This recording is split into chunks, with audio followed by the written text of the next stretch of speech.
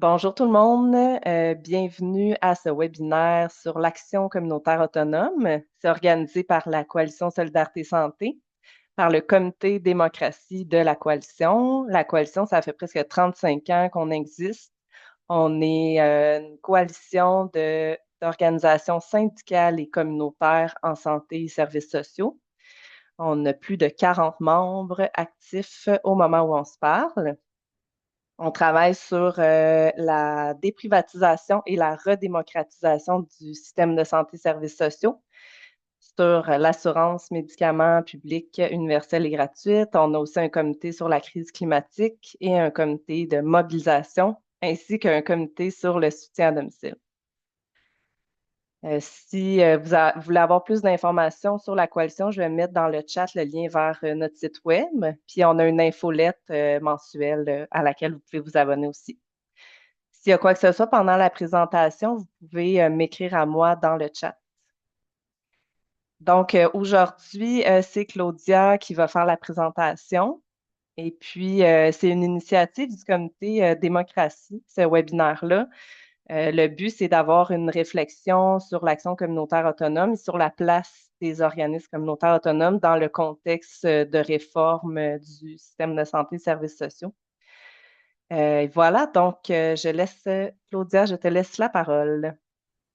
Merci, Sophie. Merci beaucoup de l'invitation. Ça me fait plaisir d'être là. Je sais qu'il y a plein de gens aussi qui participent à cette présentation qui sont très expérimentés aussi au niveau du mouvement de l'action communautaire autonome, d'autres peut-être moins. Donc, on va passer à travers un peu plein d'éléments intéressants qui, j'espère, vont amener quelques lumières, entre autres, sur des réflexions sur l'autonomie des organismes communautaires. Donc, je vais vous partager mon écran. Alors, tout le monde voit bien le, le- la grande introduction. Donc, je m'appelle Claudia Fiori-Leduc, je suis chargée de campagne au RQAK, mais je cumule une quinzaine d'années d'expérience dans le milieu de l'action communautaire autonome. J'ai travaillé dans des groupes de base, à une CDC, dans un regroupement régional, donc maintenant au Réseau québécois de l'action communautaire autonome. Alors, ce qui va se passer, ce qu'on va vivre ensemble aujourd'hui, je vais présenter un peu qui est le RQAK et on va prendre le temps de faire un petit ancrage ensemble. Le but de la présentation, c'est pas nécessairement là, que vous m'écoutiez parler pendant une heure. Je vais vous inviter par moment aussi à participer via le chat ou s'il y en a aussi qui veulent prendre parole. On va quand même essayer que ça reste succinct parce que j'ai beaucoup de contenu, mais ça va me faire plaisir de vous entendre, d'entendre vos belles voix. Alors, on va passer ensuite, après l'ancrage, à d'où vient le mouvement AK, c'est quoi ses valeurs, ses fondements. Et on va faire un zoom à cette rencontre-là, cette présentation-là, c'est vraiment de mettre l'emphase sur l'autonomie, pourquoi c'est important. Et on va parler aussi brièvement, on va parler de Santé Québec à la fin, un état de situation aussi, puis les impacts pour le moment de cette nouvelle réforme dans le système de santé. Et vous allez être appelé à répondre à un petit quiz, un grand examen du ministère de l'ACA à la fin de cette présentation. Un petit quiz juste pour se réveiller un peu. Des fois, quand ça fait plusieurs minutes qu'on est à l'écoute, c'est le fun de pouvoir participer un peu. Puis je vais avoir des références en conclusion aussi là, pour aller un peu plus loin. Donc, le RQAK, qui sommes-nous? Je vais juste tasser cette fenêtre. C'est né en 1996, la création du comité aviseur de l'ACA, c'était ça le nom du RQAK jadis. Ça réunissait pour une des premières fois l'ensemble des secteurs de l'action communautaire. Ça avait un mandat bien particulier, hein, c'était de participer aux travaux, de négocier une politique de reconnaissance de l'action communautaire autonome. Et c'est devenu le RQAK en 2007. Donc, nos membres, c'est des regroupements et des organismes nationaux. On en a 77 en ce moment, membres. Et ces regroupements-là rejoignent là, au-delà de 4500 organismes d'action communautaire autonome qui luttent partout au Québec pour une plus grande justice sociale. Donc, en tant qu'interlocuteur privilégié du gouvernement en matière d'action communautaire autonome, comme vous pouvez le voir, on travaille sur plusieurs grands dossiers, d'obtenir une plus grande reconnaissance, un meilleur financement des organismes communautaires autonomes, de veiller à ce que les lois, les politiques gouvernementales, les différents partenaires, les bailleurs de fonds respectent l'autonomie, les principes, les valeurs du mouvement. C'est un peu ce qu'on fait aussi, tu sais, aujourd'hui avec vous à la coalition, hein, c'est de faire connaître, c'est de faire rayonner ce mouvement-là. Puis, bien sûr, comme plein d'autres mouvements sociaux qui existent au Québec, c'est de contribuer à bâtir une société plus juste, plus équitable. Ah, je suis revenue en arrière. Alors, dans le chat, comme petit ancrage, quand vous entendez action communautaire autonome, quel mot vous vient spontanément en tête? Je vous demande juste un mot, parce que c'est difficile. Et là, est-ce que je peux voir le chat tout en voyant, en cliquant sur participant?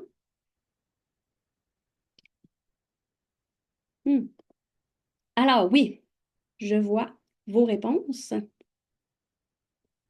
Valeur, justice, entraide, mobilisation, engagement, bienveillance. J'aime ça. Mobilisation. Y en a-t-il que j'ai pas? Justice.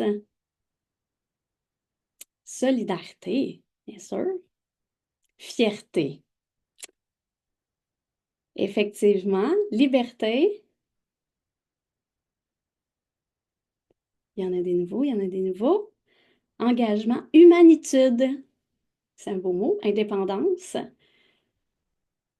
Donc, effectivement, tous des mots assez cohérence, contre-pouvoir. Continuez, continuez, là. Je sens que vous êtes inspirés.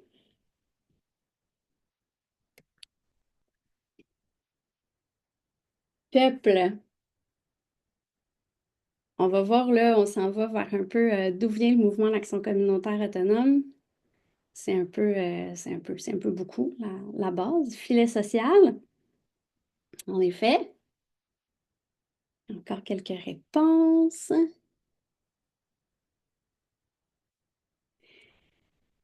Communauté, population. Donc, merci beaucoup. Ça brise un petit peu, ça brise la glace ensemble. Merci. Alors, oui, en effet, tous ces mots-là sont relatifs à l'action communautaire autonome. On va essayer ensemble de définir ça un petit peu plus aujourd'hui. Et ben, on commence tout de suite en allant un petit peu de voir, en voyant ensemble là, d'où on vient. Donc, c'est quoi notre histoire, nos valeurs, nos fondements? Hein, j'ai extrait une image du cahier L'autonomie des organismes communautaires, tout le monde en bénéficie, qui fait partie là, d'un des 3 cahiers, là, je crois, de l'Observatoire de l'action communautaire autonome. Ça va faire partie des liens là, que je vais vous mettre à la fin là, de la présentation, puis qui va être aussi accessible là, dans le PowerPoint, le document là, en PDF que je vais que Sophie va pouvoir vous envoyer par la suite. Donc, sur le site web de l'Observatoire de l'ACA, il y a un beau cahier là, avec des BD très bien illustrés sur un peu, mais sur l'autonomie des organismes communautaires, mais je trouvais cette image très parlante. Donc, ben, c'est sûr qu'avant, on va parler un peu que l'action communautaire autonome a fait vraiment partie du cœur de l'histoire du Québec. Avant toute l'édification des institutions publiques là, qu'on a associées à l'État-providence dans les années 60, ben, c'était pas mal juste la charité de l'Église, hein, la charité chrétienne, les communautés religieuses qui s'occupaient bon, de la santé, de l'éducation, de tous les réseaux de toute l'entraide un peu qui se passait au Québec. Puis en fait, à un moment donné, il y a des comités de citoyens qui se sont mis en place, des gens qui se sont dit, bon, on a le droit au chapitre, on a le droit de faire valoir notre voix sans nécessairement avoir toujours l'Église ou même l'État là, par-dessus notre épaule pour nous dire quoi faire. Donc, des réseaux informels qui se forment avec aussi de plus en plus d'impact hein, des syndicats un peu partout dans le monde, mais au Québec aussi. Donc, de plus en plus d'influence aussi de groupes citoyens qui sont partis beaucoup de la jeunesse ouvrière catholique, là, les JOC, là, qui est la première photo en haut, là, qui est un petit peu grise, mais ça vient beaucoup de là aussi avec des groupes féministes là, qui ont mené plusieurs luttes là, dans les années 50-60. Ensuite, ben, c'est sûr qu'il y a plus de groupes populaires laïques et il y a toute l'apparition de l'État-providence, hein, comme on dit, l'État qui se met à développer différents ministères, différents services publics, programmes sociaux. Mais malheureusement, ça ne répond pas à tous les besoins. Il y a quand même encore de la pauvreté, des injustices. Donc, les groupes communautaires s'organisent de plus en plus pour être capables de faire valoir leurs idées, leurs approches et tranquillement, pas vite aussi, se professionnalisent dans les années 80-90 et commencent à lutter pour plus de reconnaissance et plus de financement de la part de l'État. Dans les années 2000-2015, il y a toute l'apparition suite à une grande négociation durant les années 90 pour la politique de reconnaissance de l'action communautaire. C'est vraiment la structuration du mouvement et il y a des luttes qui s'organisent de nouveau parce qu'il y a des coupures, il y a de l'austérité budgétaire qui fait son apparition, ce qui nous mène dans les années 2015-2016 à une mobilisation unitaire historique qui s'appelait Engagez-vous pour le communautaire mais qui a vécu aussi de grands chamboulements à cause de la pandémie mondiale qui nous a toutes chamboulés. Et bien, plus récemment, ce qu'on peut voir comme élément plus récent, c'est le plan d'action gouvernemental en action communautaire. Donc, il y a vraiment comme trois piliers à l'histoire du mouvement qui coexistent, qui ont coexisté, je dirais, à partir des années 60 jusqu'à maintenant dans toute leur richesse et leur paradoxe, là. Donc, c'est sûr qu'il y a quand même un ancrage dans la forme de charité chrétienne, hein. Ça reste le volontariat. Ça reste ancré en nous, dans beaucoup d'organismes encore. Mais il y a tout aussi le développement de pratiques vraiment alternatives, de pratiques d'éducation populaire uniques qui sont aussi là, un autre pilier important dans notre mouvement. Puis le troisième, c'est tout le volet de la professionnalisation, le fait qu'il y a eu plein d'influences des sciences sociales, puis des approches cliniques d'intervention qui ont aussi influencé et qui influencent encore ce qui se passe au sein des organismes communautaires en ce moment. Donc, ça coexiste encore. On peut nommer que les groupes communautaires ont été à l'origine de tout le réseau des CLSC, même si ça n'a pas duré longtemps, hein. C'est vraiment inspiré de la clinique populaire, entre autres, de Pointe-Saint-Charles. Les garderies populaires et communautaires ont inspiré tout le réseau des CPE, mais ça va autant au niveau de la protection des droits des consommateurs, des luttes féministes que, par exemple, la route verte de vélo aussi, qui sont issues des luttes, des luttes communautaires.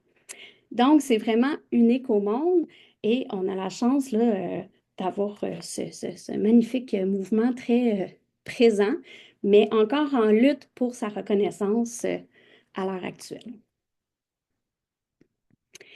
Donc, le milieu communautaire, comme on l'a vu, hein, il y a toujours eu de l'entraide entre les humains. C'est quelque chose qui fait grandement, qui a toujours fait évoluer l'espèce humaine, je pourrais dire. Mais c'est assez récent que ça fait partie vraiment de l'État puis des institutions publiques. On l'a vu dans son histoire, ça le fait partie, ça a été acquis de chaudes luttes. Et là, ma souris, j'ai un petit problème avec ma souris, deux petites secondes. Ah, voilà. Euh, la grande majorité du budget du Québec vont dans ces trois piliers-là. Puis c'est pas des acquis qu'il faut s'asseoir, vous le savez, je pense à la coalition, c'est pour ça aussi qu'elle existe encore, cette coalition-là, c'est parce qu'il faut toujours faire des veilles, mener des luttes. Euh, Parce qu'il y a des courants de pensée en ce moment très forts qui influencent, qui remettent même en question le bien fondé hein, de ces piliers-là de notre filet social. Quand on parle, ben là, un petit peu moins maintenant. Maintenant, on parle moins de déficit zéro, on parle plus d'équilibre budgétaire. Hein, quand on parle juste de pratiques néolibérales, de mondialisation, de néo- ou d'écofascisme, tout ça, ça remet un peu en cause le bien fondé là, de ces piliers-là, qui, on le sait, on est en plein les pieds dedans, c'est très important. Donc, les services publics qui assurent le respect des droits humains pour tous et toutes, hein, avec des systèmes de santé, des écoles gratuits, universels, de qualité. Bon, on sait que c'est pas nécessairement ça la réalité, mais c'est vers ça qu'on aspire, avec des programmes sociaux qui ciblent plus des personnes, des populations spécifiques, avec surtout des prestations financières, des avantages fiscaux, mais ça a vraiment comme but, les programmes sociaux, de réduire les inégalités entre les riches et les pauvres, entre les riches et les pauvres, donc aide sociale, logements sociaux, congés parentaux. Ça agit directement sur les conséquences du système capitaliste, des inégalités sociales. Et il y a l'action communautaire, donc vraiment basée sur la participation citoyenne, la participation du peuple pour vraiment impliquer les gens dans la résolution des problèmes sociaux qui les touchent. Donc, faire vraiment de la transformation sociale, penser, réfléchir différemment à des grands problèmes sociaux parce que ça évolue au fil du temps. Donc, c'est de travailler autant sur le respect des droits fondamentaux, la défense de ces droits-là, d'intervenir sur les causes des problèmes sociaux. Donc, le filet social, c'est nos trois piliers. C'est les trois piliers. Désolée, je reviens souvent en arrière. On fait un petit peu en arrière, on s'en va en avant par après. Alors, l'ACA, qu'est-ce que c'est plus spécifiquement? C'est 4500 organismes quin- euh, disséminés aux quatre coins du Québec avec environ 54 000 travailleurs et travailleuses, au-delà de 425 000 bénévoles qui y sont impliqués, avec des millions de personnes soutenues, hein. C'est difficile de quantifier toute la portée là, bien précise et les impacts du mouvement de l'ACA parce que agir en prévention, ça a de l'influence dans les communautés de façon exponentielle. Donc, c'est des maisons de jeunes, des centres de formation populaire, des mouvements pour le respect des personnes au chômage, des groupes d'alphabétisation, des groupes LGBTQ+, des centres d'action bénévoles. On vous a mis quelques exemples de l'aide ou du soutien à la sécurité alimentaire, des centres de femmes. Donc, c'est assez vaste et c'est pourquoi des fois, c'est dur de comme bien cibler qu'est-ce que c'est que l'action communautaire autonome. On s'est tellement adapté aux besoins de chacune des communautés.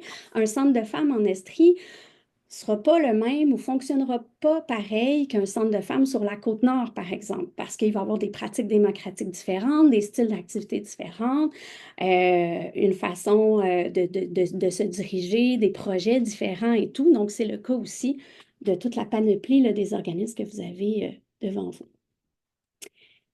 Donc, pour vous donner un peu une idée là, de d'où s'inscrit encore plus précisément l'action communautaire, il y a au-delà de 60 000 OBNL, donc ou OSBL, des organismes à but non lucratif, qui sont incorporés là, en vertu de la troisième partie de la loi sur les compagnies. Donc, c'est des instances qui ne cherchent pas à faire de profit. Donc, tous les sous qui sont récoltés ou qui sont recueillis sont réinvestis directement dans l'organisme. Pour faire partie du mouvement de l'action communautaire, c'est près de 5 300 organismes qui sont financés par le gouvernement du Québec et qui ont 4 critères à respecter. Et pour faire de l'action communautaire autonome, il y a 4 autres critères qui doivent être respectés ou qui doivent se déployer dans la vie quotidienne de l'organisme. Et ça, c'est 4500, comme je nommais tout à l'heure, organismes financés par le gouvernement du Québec. Et il y a aussi les groupes de défense collective des droits qui ont 4 critères de plus, donc ce qui nous amène à 12 critères. Et ça, c'est 350 organismes qui sont reconnus financés spécifiquement pour faire ça. Malgré le fait que la défense collective des droits, c'est une approche qui est quand même transversale. Un groupe d'action communautaire ou un groupe d'action communautaire autonome peut faire de la défense collective des droits. C'est des approches d'intervention collective qu'on fait, mais il y a 350 organismes au Québec qui sont spécialement financés pour ça. Donc, on va revoir les critères un petit peu plus loin, là, plus précisément de la DCD quand on va juste après les critères de l'action communautaire autonome.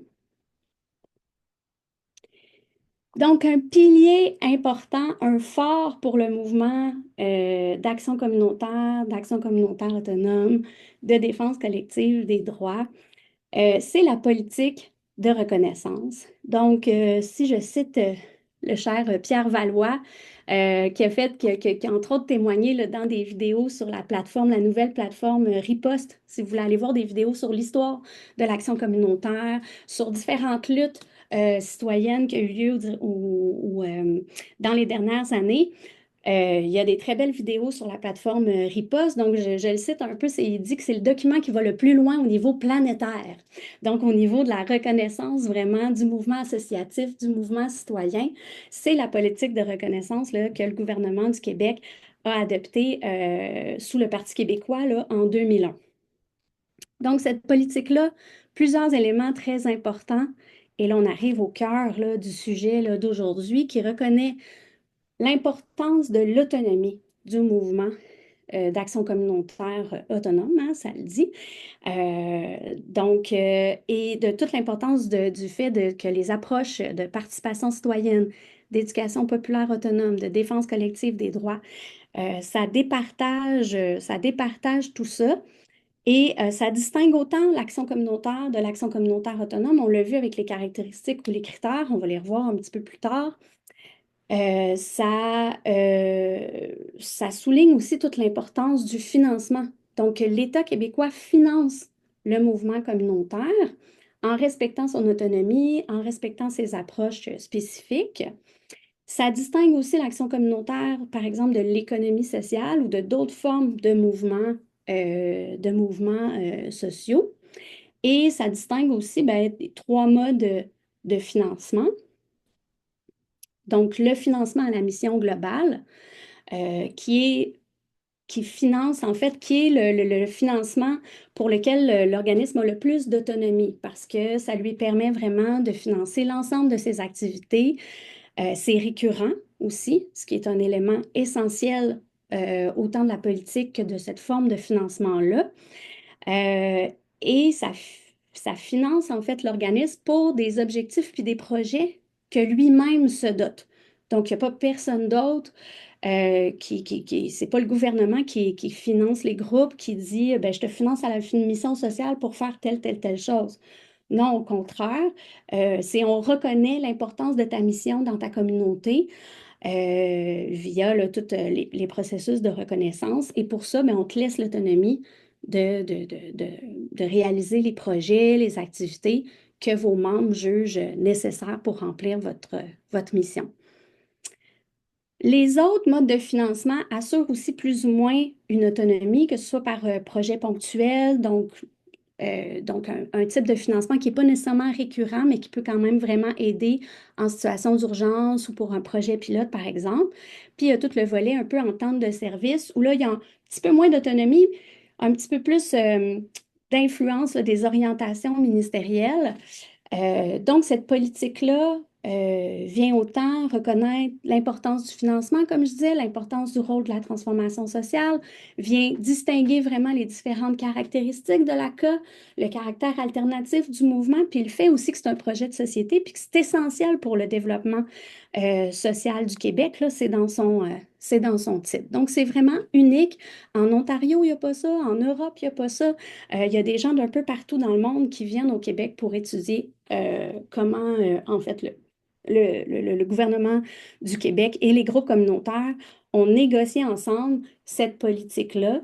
Mais un élément important à nommer quand même pour cette politique-là, elle n'est pas prescriptive. Donc, ça veut dire que les ministères qui financent les groupes communautaires ne sont pas obligés nécessairement d'appliquer l'ensemble des principes. Donc, c'est pour ça qu'il y a toujours une lutte qui est à faire dans le mouvement communautaire pour faire en sorte de quand même que le financement des groupes communautaires reste dans l'esprit de cette politique-là, même s'il n'y a rien qui oblige nécessairement un ministère à la respecter. Donc, j'ai parlé beaucoup dans les dernières minutes. Maintenant, je vous demande de voir, je n'ai pas nommé spécifiquement c'était quoi les critères de l'action communautaire, de l'action communautaire autonome ou de la défense collective des droits. Si vous en connaissez, je sais qu'il y en a dans la salle qui en connaissent des critères ou des caractéristiques. Je vous invite à l'écrire dans le chat ou à lever la main si vous voulez prendre la parole pour en nommer peut-être de vive voix. Je ne sais pas si on a des mains levées, Sophie. Puis je vais aller voir si je peux Bon, voir. je vais le dire s'il y en a. Ah, merci. Il y a Jacinthe qui a mis le lien de la plateforme Riposte Média que je parlais tantôt. L'enracinement dans la communauté. Oui, un seul, un seul. Donc oui, entretenir une vie associative et démocratique, viser la transformation sociale, agir dans une perspective de transformation sociale, l'approche globale aussi. Donc cette volonté-là de, oui, on se dit, on agit en sécurité alimentaire, mais on se pose des questions sur pourquoi les gens ont faim, l'indépendance de la mission. DCA indépendant des réseaux publics. On a des gens qui adorent participer. Merci beaucoup. Est-ce qu'il y en a d'autres? Il y en a un important que je n'ai pas vu encore.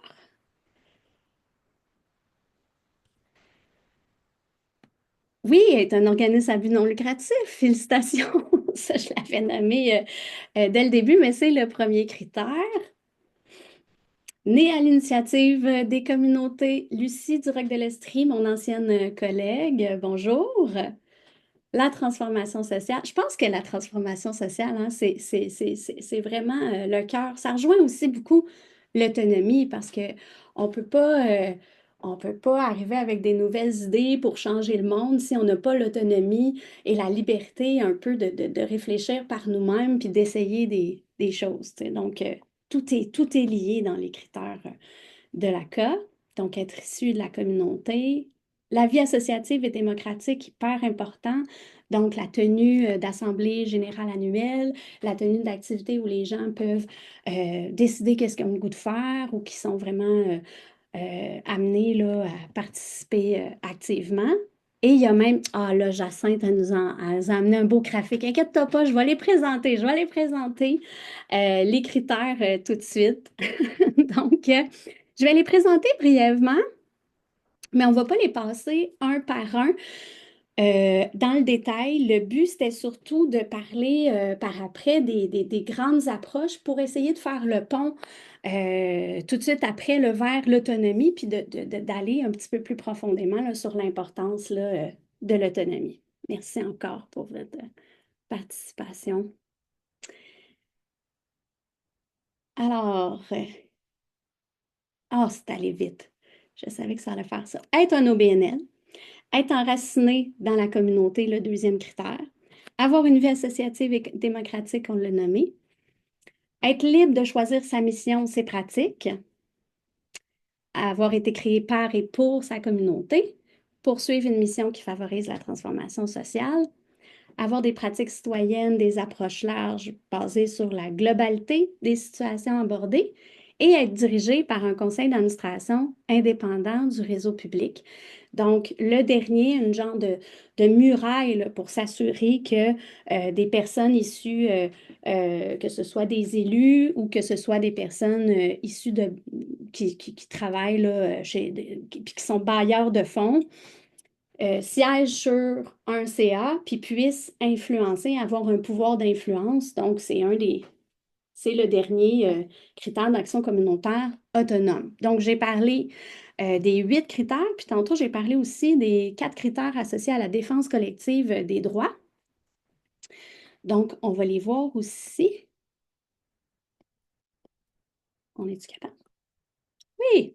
Alors, les 4 caractéristiques supplémentaires, mais comme comme je nommais tout à l'heure, il y a plein de groupes d'action communautaires et même des groupes d'action communautaire autonomes et des groupes d'action communautaire qui peuvent aussi faire ça, mais il y a des groupes spécifiquement qui sont financés pour ça. Donc, de réaliser des activités d'éducation populaire autonome, de faire des analyses non partisanes des enjeux sociaux, d'organiser des activités de mobilisation sociale, de faire des représentations politiques auprès des élus et d'instances publiques et privées. Et ça rejoint aussi peut-être même ce que d'autres mouvements sociaux font aussi, comme les syndicats, par exemple, qui peuvent faire ce genre de, de, de, de- d'activités-là. Donc, le but vraiment, c'est d'aider les personnes à joindre leurs forces pour faire respecter leurs droits, combattre les discriminations qui sont exercées, mener des luttes collectives, hein, de faire en sorte qu'un problème individuel puisse être collectivisé, puis qu'ensemble, on puisse faire des pressions, des suggestions, des négociations pour faire changer les choses.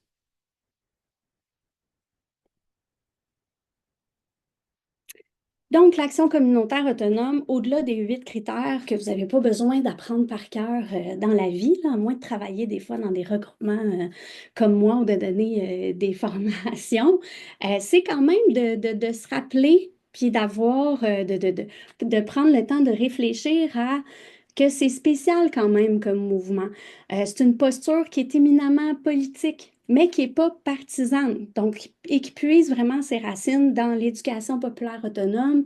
Donc, une éducation qui se veut vraiment porteuse d'une conscience sociale accrue, d'être capable de reprendre du pouvoir collectif sur des situations qu'on trouve injustes. Donc, l'éducation populaire autonome, l'action communautaire autonome, c'est pas neutre, mais en même temps, c'est engagé pour la justice sociale. Donc, travailler dans ce milieu-là, ça veut dire aussi prendre parti pour les personnes en situation de vulnérabilité, qui vivent différentes formes de difficultés, de pression, de donner des droits, de croiser des oppressions. Donc, c'est vraiment d'essayer de faire changer les choses, de défendre les valeurs de la démocratie, de la participation citoyenne. Donc, c'est une posture importante pour, comme je disais, changer le monde. Ça s'incarne dans nos valeurs. Donc, on a des missions, c'est sûr, qui sont sociales, qui visent souvent des missions précises, mais qui visent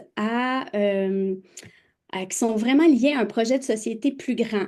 Donc, je le disais, si on est en sécurité alimentaire, bien, c'est sûr que le but, c'est de pouvoir faire en sorte que les gens puissent avoir de la nourriture gratuite ou très abordable, puissent avoir accès à de l'aide, du soutien direct, que ce soit individuel et collectif. Mais c'est aussi de dire, ben, nous, en tant qu'organisme qui œuvre en sécurité alimentaire, comment on peut faire en sorte qu'il y en ait de moins en moins de personnes comme ça qui fassent la file pour des paniers de nourriture. Comment on peut questionner qu'est-ce qui fait en sorte que nos politiques publiques, nos programmes sociaux nous amènent jusque-là. Donc, c'est d'essayer de distribuer de façon plus juste et équitable les richesses, c'est d'essayer d'éviter toute l'élimination de toute discrimination. Le but du mouvement ACA, ça serait de ne plus exister, là. Donc, si tout ça si tout ça se réaliserait, ben, on perdrait un petit peu de notre utilité, mais en même temps, il y a toujours des droits à défendre. Il y a toujours des nouvelles situations sociales qui méritent qu'on s'y penche, puis qu'on s'y penche différemment que de la façon dont nos dirigeants font là, au fil de notre histoire.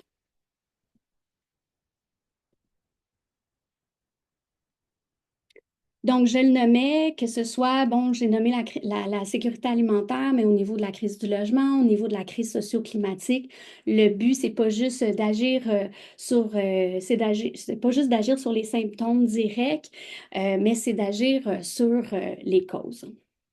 Puis pour tout ça, la politique de reconnaissance a servi à déterminer les 8 caractéristiques ou les 12 caractéristiques avec la défense collective des droits de notre mouvement, mais il y a des approches, euh, ce qu'on peut résumer un peu, l'action communautaire autonome, c'est des pratiques qui changent le monde par la prévention.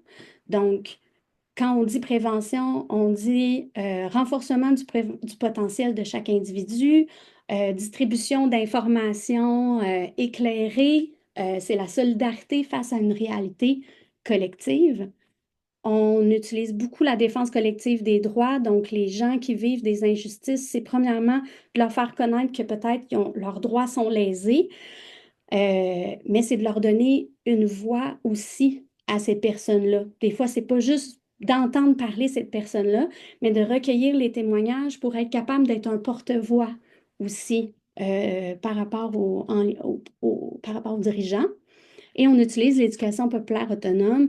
Donc, comment on fait pour apprendre, pour réfléchir ensemble, pas juste avec des experts, des professeurs, des spécialistes qui nous enseignent qu'est-ce qu'on devrait faire. C'est pas ça du tout, l'éducation populaire. L'éducation populaire, c'est vraiment de se mettre ensemble, de partager nos expériences, de partager nos vécus, puis ensuite de réfléchir ensemble, de dire quelle action qui fonctionnerait en ce moment? Qu'est-ce qui pourrait être percutant?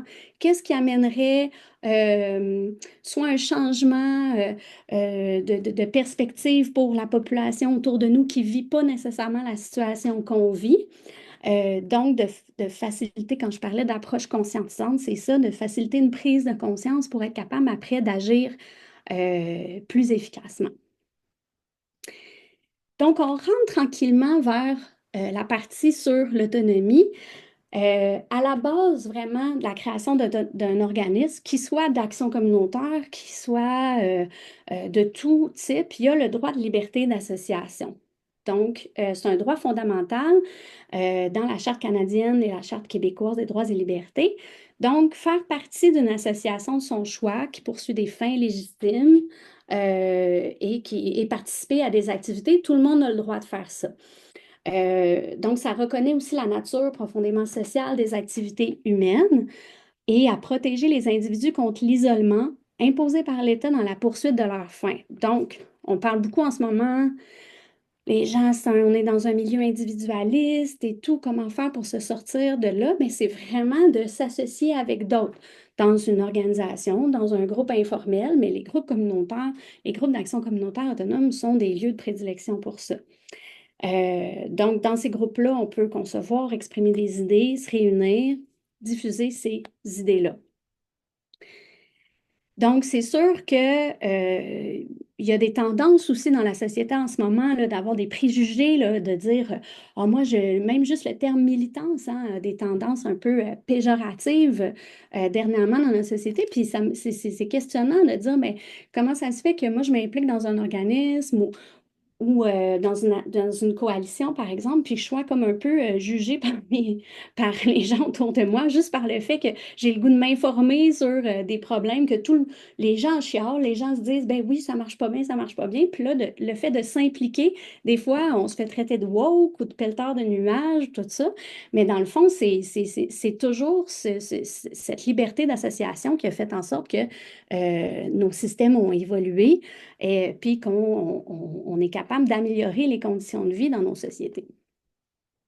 Donc, des atteintes aux droits d'association, il y en a, hein? Il y a des personnes de la TRPOCB ici et d'autres organismes qui sont impliqués dans la campagne Mon OSBL n'est pas un lobby parce qu'il y a des tentatives répétées d'assujettir les organismes d'action communautaire autonome à la loi sur la transparence et à l'éthique en matière de lobbyisme.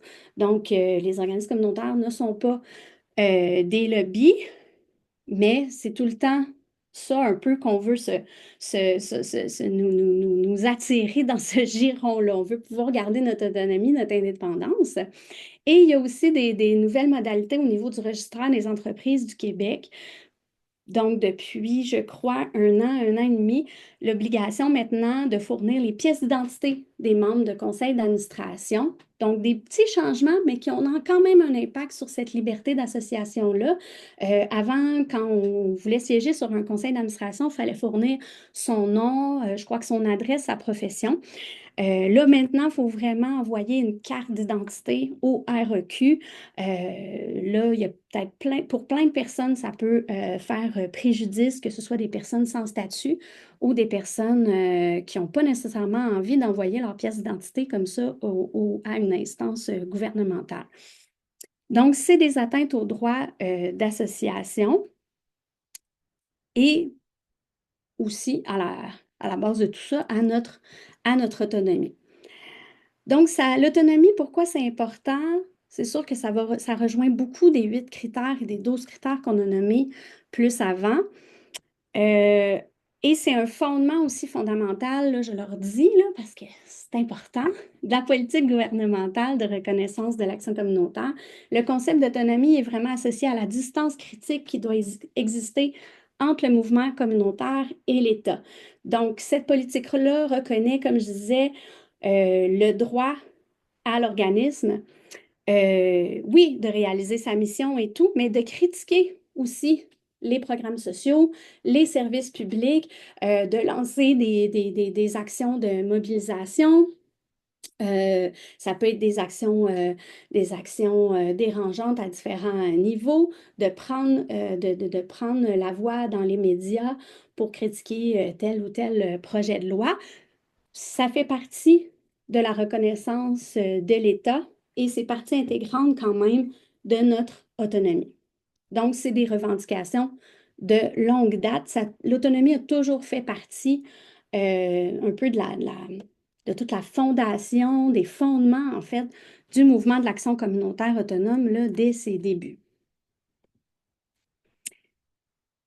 Donc, en 96, on s'entend là, que toutes les années 70, 80, début 90, le mouvement s'organise de plus en plus, les approches s'officialisent d'une certaine façon, mais le milieu communautaire rédige des recommandations d'ensemble pour la reconnaissance et le financement de l'action communautaire autonome.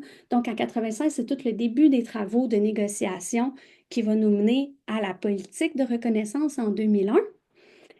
Donc, ces recommandations d'ensemble-là mènent à une déclaration des organismes d'action communautaire en 1998.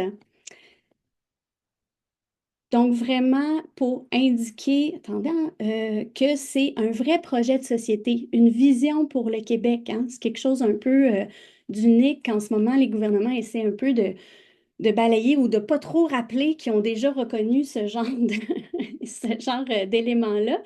Euh, et en 2001, ben, c'est vraiment le fondement premier de la politique de reconnaissance. C'est nommé partout. Si vous parcourez cette politique-là ou juste les faits saillants, vous allez voir, c'est vraiment partie intégrante. Mais malheureusement, il ne faut jamais s'asseoir sur nos lauriers, même si la politique de reconnaissance, c'était quand même une belle victoire, un beau gain pour le mouvement. Comme je le disais tout à l'heure, ce n'est pas prescriptif. Donc, les ministères ne sont pas obligés d'appliquer l'entièreté des concepts et des éléments qui sont présents dans la politique. Donc, c'est pour ça qu'en 2016, quand il y a eu la lutte unitaire, la campagne unitaire Engagez-vous pour le communautaire qui s'est créée, ben, au-delà de revendiquer plus de financement pour le milieu communautaire, ben, c'est sûr que le respect de l'autonomie et le respect de la politique de reconnaissance, ça faisait partie aussi de la revendication, d'une des revendications de la campagne. En 2019 aussi, l'autonomie était une des 9 priorités du RQAK dans le cadre des consultations sur le PAGAC. Le PAGAC, c'est le plan d'action gouvernementale en matière d'action communautaire. Je dis beaucoup le mot communautaire, enfin qu'on dirait qu'à un moment donné, le mot roule dans ma bouche. Désolée. Donc, ça faisait partie d'une des 9 priorités. Et attendez, je descends dans mes notes. Donc, il y a eu toutes sortes de consultations là, de 2019 à 2022 pour le plan d'action gouvernemental en matière d'action communautaire. Il y a plusieurs mentions de l'autonomie dans ce PAGAC-là, mais il n'y a pas de mesure spécifique qui y est liée. Donc, c'est un PAGAC qu'on a depuis jusqu'en 2027.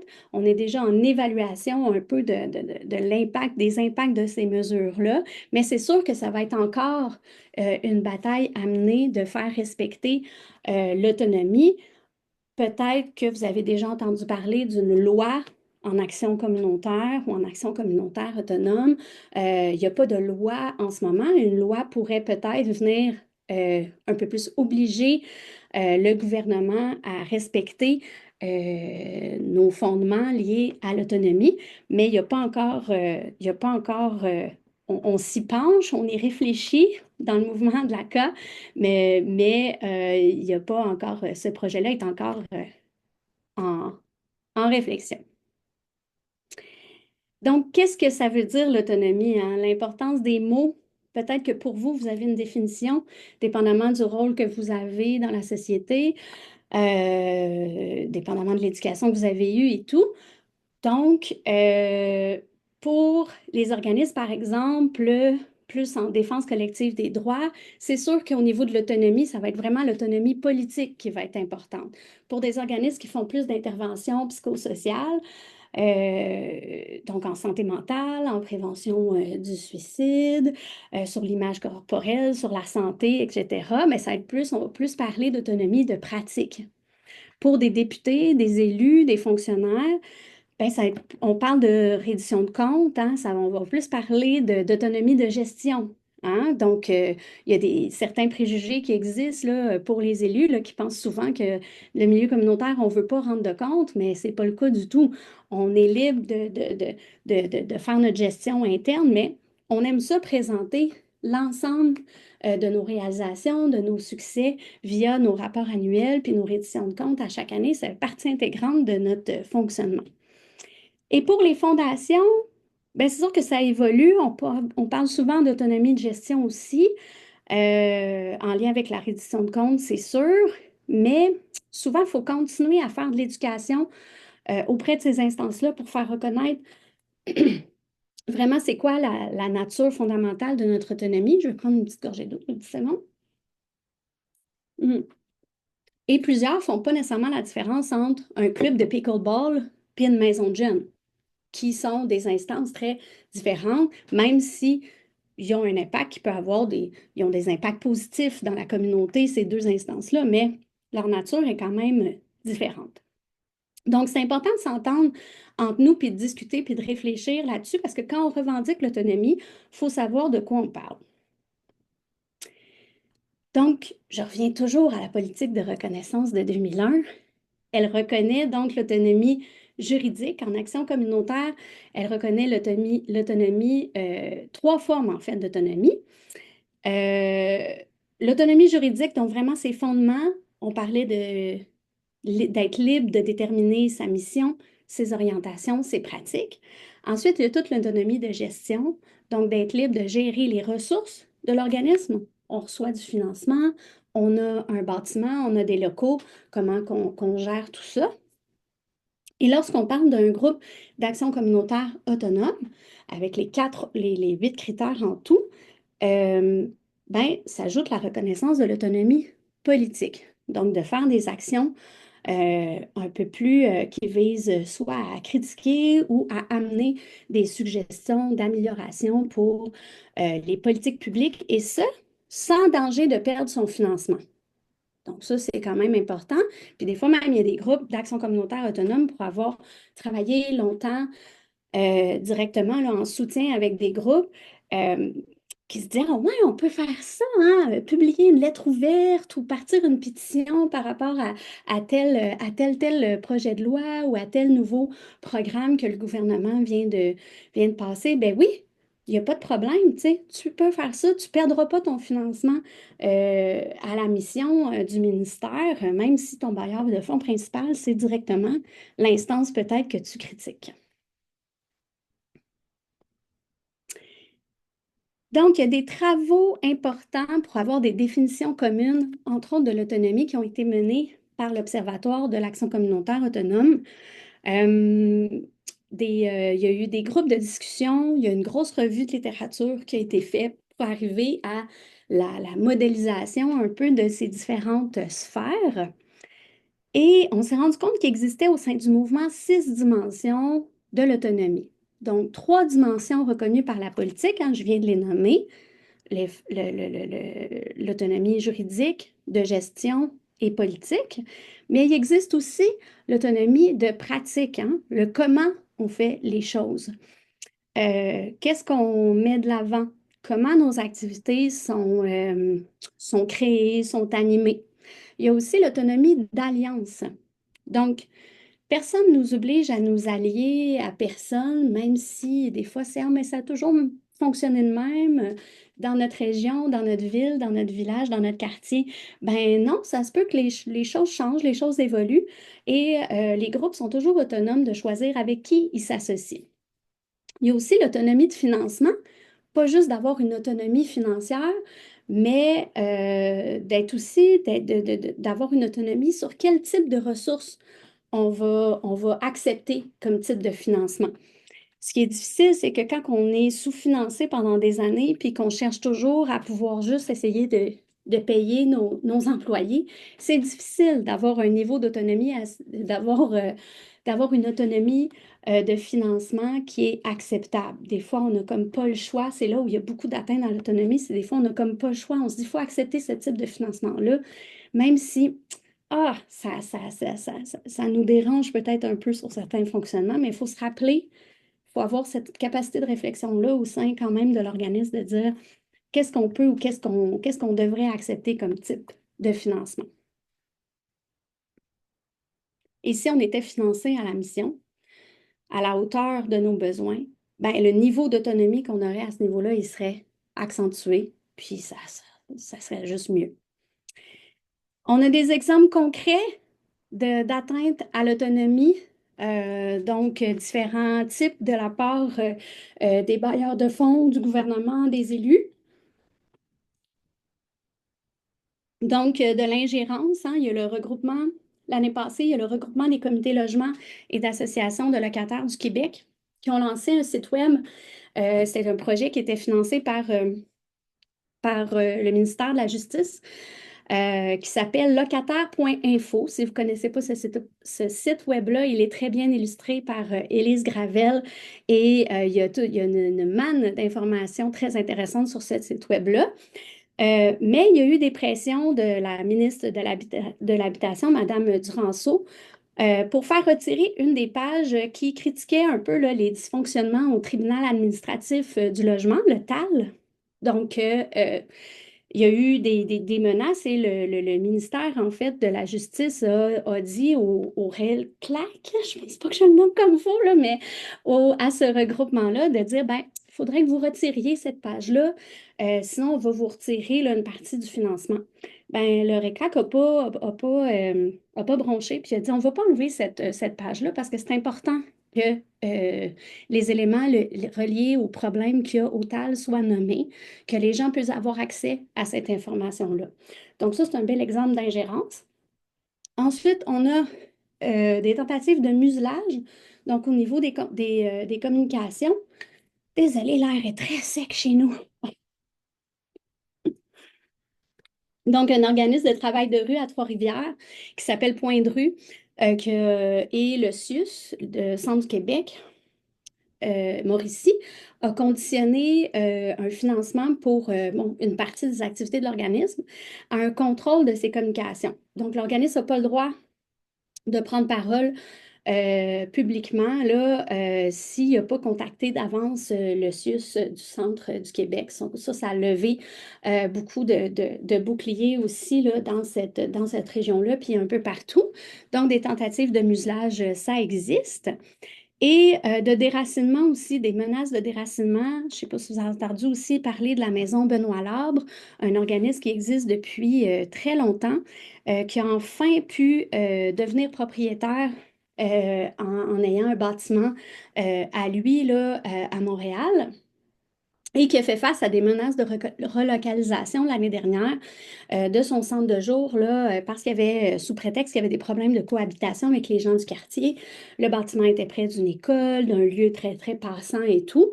Mais c'est sûr que c'est comme si ça mettait beaucoup sur les épaules de l'organisme les problèmes reliés à la crise de l'itinérance, à la crise des opioïdes et tout, qui font que, ben oui, il y a beaucoup de gens qui se présentent à cet organisme-là.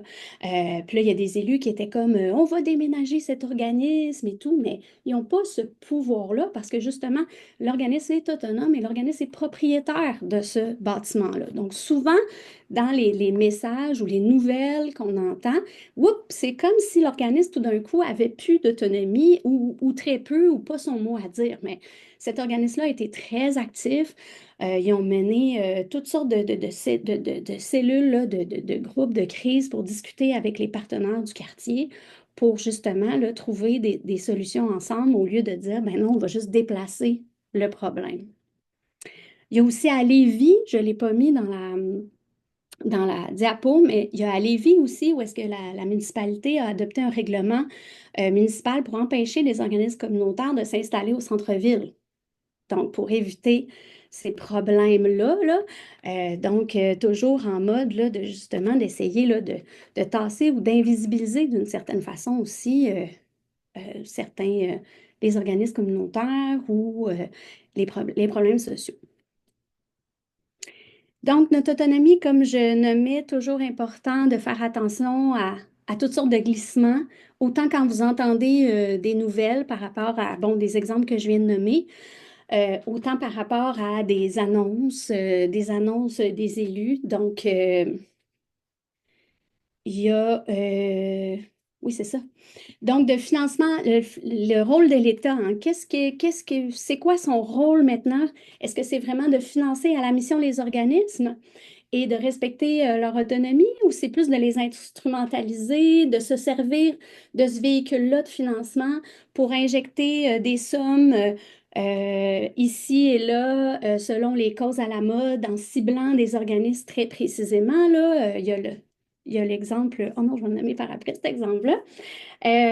On craint aussi que ben, quand on est sous-financé de plus en plus, quand les problèmes sociaux, les demandes explosent pour un organisme communautaire, ben, comment on fait pour faire de l'éducation populaire autonome? Comment on fait pour faire de la démocratie directe? C'est de plus en plus difficile d'impliquer les gens quand on est juste dans ben, donner des services ou donner des services d'urgence. Il y a beaucoup de changements aux lois dernièrement, des projets de loi qui arrivent, des projets de loi mammouths, hein, très épais, très compacts, donc qui demandent des veilles constantes de la part des mouvements civils, des associations, du mouvement communautaire. Et ça demande beaucoup de temps, beaucoup d'énergie. Et toujours, on le voit, une influence de toujours s'en aller vers un peu plus de privatisation. Santé Québec, je pense, qu'est un bel exemple, mais il y en a aussi tout plein. Donc, de vraiment valoriser là, cette approche-là là, entrepreneuriale, là, comme quoi c'est ça qui est efficace pour améliorer notre société. Quand on le sait que c'est quand même assez contraire aux valeurs et aux fondements de l'action communautaire autonome. Il y a aussi ce qui peut être néfaste pour notre autonomie, c'est toute l'influence en hausse de la philanthropie, donc des fondations privées. L'exemple que je voulais donner, là, c'est le 10 millions sur 2 ans qui a été débloqué dernièrement par la ministre Rouleau il y a quelques semaines là, pour la lutte à l'itinérance à Montréal. Bien, ce 10 millions-là, il est passé à Centraide. Donc, c'est un 10 millions qui a été donné à Centraide. Puis c'est Centraide, après, qui décide à quel organisme va aller cet argent-là. Quand malheureusement, il y a déjà des chemins, puis il y a déjà tous des mécanismes très bien établis pour passer ces fonds-là directement du ministère au groupe communautaire. Donc, c'est de toujours passer par-dessus puis de s'en aller vers une privatisation du soutien là, dans la communauté. Ce qui arrive avec le financement aussi lié aux fondations, c'est qu'il y a moins de récurrence. Ça l'amène plus d'instabilité chez les groupes. Dépendamment des fondations aussi, il y a des niveaux vraiment variables de connaissance de l'action communautaire autonome, de ce qu'on est et de l'autonomie en tant que telle. Et bien, il y a toutes sortes de confusions dans les rôles qui peuvent exister. Les fondations ont plus de moyens pour faire de la publicité, pour être plus présents dans l'espace public. Ben, il y a même des fondations qui prétendent être porte-parole du communautaire, qui écrivent des lettres ouvertes, qui font en sorte qu'on ne sait plus à un moment donné. Là. Et ça joue un peu là, contre là, les rôles d'interlocuteurs là, des regroupements communautaires qui ont été créés vraiment par les groupes communautaires qui se sont dit on a besoin de porte-voix, on a besoin d'interlocuteurs. Et les fondations viennent un peu mettre de la confusion là, dans ces rôles-là. Puis on a l'impression que les fondations, maintenant, ben, c'est eux qui ont un peu l'apanage là, de la transformation sociale ou même de la justice sociale. Donc, les organismes d'action communautaire autonomes, ben, il faut se rappeler qu'ils sont initiés par les gens, qui favorisent la participation citoyenne, puis que c'est du par, du pour, du avec. Donc, ce n'est pas des solutions toutes faites, c'est des solutions qui sont adaptées aux réalités dans les communautés. Ça demande, oui, peut-être un petit peu plus de temps, mais ça répond quand même très efficacement aux différents problèmes qu'il y a dans la société. Donc, protéger l'autonomie des organismes, c'est vraiment reconnaître, respecter le pouvoir des personnes en situation d'exclusion sociale, économique et politique pour leur permettre vraiment de participer au débat de société et d'assurer de trouver des solutions aussi aux problèmes qui les concernent directement. Donc, c'est de faire confiance aussi à ça. On est vraiment dans une ère où on essaie d'arriver avec des solutions toutes faites, des solutions miracles, clés en main, mais on se rend compte que quand ça essaie de se déployer dans les communautés, ben ça marche pas pareil partout, ça fonctionne pas pareil partout, puis que si on enlève l'autonomie des organismes communautaires, ben, on enlève toute cette, euh, cette spécialité-là qu'on a comme approche de pouvoir rejoindre les gens. Donc, c'est un peu le message final en lien avec l'autonomie. On passerait peut-être à la réforme du B, qui est tout sauf santé, si je reprends votre slogan, qui a quand même des impacts sur les organismes communautaires en santé et services sociaux, hein, les OCAS, qui sont financés au programme de soutien aux organismes communautaires, au PSOC. Il y en a des impacts. Je vais en nommer quelques-uns, mais je vais aussi peut-être vous laisser la parole à celles et ceux qui voudraient ajouter des éléments avant le petit quiz de fin. Donc, quand on parle des OCAS, on parle environ, là, si je ne me trompe pas, de 3500 organismes communautaires, 3300, corrigez-moi là, dans le chat au besoin, sur 4500. Donc, c'est beaucoup d'organismes qui sont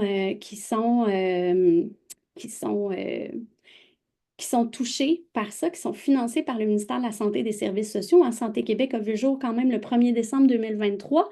C'est un mammouth énorme qui n'a pas encore fait ses preuves, mais qui nous coûte déjà assez cher. Euh, donc, il y a beaucoup d'inquiétudes sur le terrain. J'ai essayé de résumer ça là, en une diapo. Beaucoup d'inquiétudes parce que ce qu'on crée, ce qu'on voit de plus en plus, c'est la création aussi d'une administration parallèle des subventions.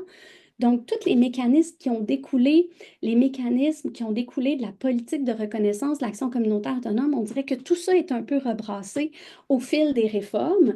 Et ben, dans les services publics, il y a de moins en moins de pratiques ou de lieux où est-ce qu'il y a de la démocratie, où est-ce que les gens de la société civile peuvent s'impliquer et prendre des décisions, hein. C'est instrumentalisé, là, tout ce qui est CA ou conseil d'établissement au niveau même des écoles ou des CIS ou des CIUS. Donc, au niveau de l'autonomie même des instances, des services publics, il y a des dangers, mais des approches et des visions utilitaristes de plus en plus affirmées, non complexées des organismes communautaires autonomes en santé et services sociaux, hein, de dire, ben, on finance ce qui est important pour nous le plus. Pas nécessairement vos missions globales, on finance vraiment ce qu'on va cibler et c'est ça qui fait que ben, ça crée beaucoup de disparités chez les organismes communautaires, beaucoup de climat aussi de compétition entre les organismes communautaires par rapport aux causes qui sont plus à la mode à certains moments, par rapport aux causes qui sont moins à la mode. Ce qu'on observe aussi, c'est ben, des coupures, des restructurations diverses au sein des CIS et des CIUS, même si le gouvernement de la CAQ ne veut pas nommer qu'on est en période d'austérité, là, on le sait très bien que c'est ça qui se passe. Donc, on sait très bien que ça va avoir des effets à moyen long terme avec un délestage insidieux sur les organismes communautaires. Il y a beaucoup de veilles qui sont en cours en ce moment pour essayer de répertorier les impacts. Je pense à la coalition, vous êtes en mode aussi veille à ce niveau-là. Et au niveau des interlocuteurs communautaires, donc les différents regroupements en santé et services sociaux, et les équipes PESOC qui sont au sein des CIS et des CIUS, qui gèrent là, la distribution du financement du PESOC et les liens avec le ministère de la Santé et Services sociaux, puis Santé Québec. Il y a beaucoup de flou là, sur la nature des liens depuis cette nouvelle réforme-là. C'est quoi les liens entre les instances? Les communications sont difficiles, sont plutôt rares. Donc, c'est pas encore déterminé. Puis on sait qu'on a toujours aussi de l'éducation à en faire, les interlocuteurs communautaires et les groupes communautaires qui rencontrent, que ce soit les élus ou les personnes qui sont du ministère. Il y a toujours de l'éducation à faire dans ces instances-là sur c'est quoi l'action communautaire autonome, comment ils devraient justement mieux reconnaître, mieux comprendre la nature, les valeurs, les fondements du milieu. Puis ça, c'est beaucoup d'énergie qui est demandée à nos instances, des énergies qu'on pourrait mettre vraiment ailleurs là, pour améliorer les choses qui se passent vraiment sur le terrain. Donc, on sait que c'est un genre de monstre à deux têtes, pas clair pour le moment, qui coûte très cher, là, des rémunérations de la haute gouvernance là, qui sont assez exorbitants. Et j'aimerais vous entendre, donc, s'il y en a qui veulent prendre la parole là, sur les éléments que j'ai nommés ou ajouter des éléments. De toute façon, il est 11h07.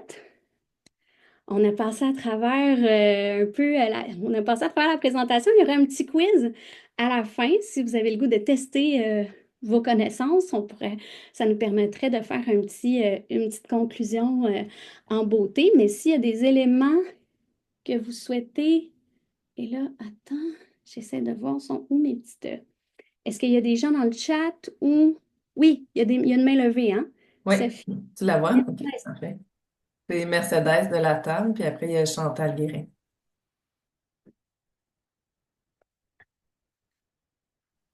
Le son, Oui, le son il est là, on t'entend. Ah non, il y a comme un. Oups, ouais, Mercedes, on t'a perdu momentanément. Peut-être on va aller avec Chantal Guérin, puis je vais arrêter l'enregistrement. Oui, bonjour. Tu disais, Claudia,